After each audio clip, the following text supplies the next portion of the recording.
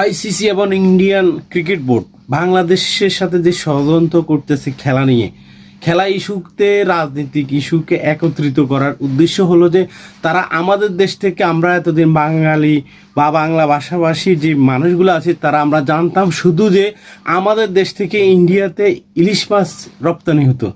এখন ভিতর থেকে আমরা অনেক কথা শুনেছি যে আমাদের দেশ থেকে পাট যাচ্ছে, আমাদের দেশ থেকে চামড়া যাচ্ছে। এখন তাদের বিজনেসের আমাদের বন্দর ব্যবহার করে তারা কোটি কোটি টাকার রাজস্ব আমাদেরকে ফাঁকি দিছে।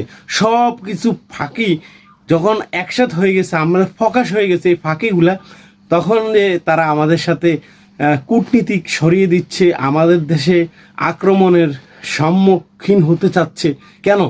আমরা জনগণ 18 কোটি মানুষ যদি একত্রিত থাকি, ইনশাল্লাহ আমাদের এই সবগুলো আমরা মোকাবেলা করতে পারবো।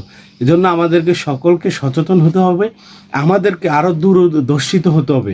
আমরা সবাই এক হয়ে যখন চলতে থাকবো, ইনশাল্লাহ কেউ আমাদের দেশকে এক চুল পরিমাণ ক্ষতি করতে পারবে না। ভালো থাকবেন, আল্লাহ হাফেজ।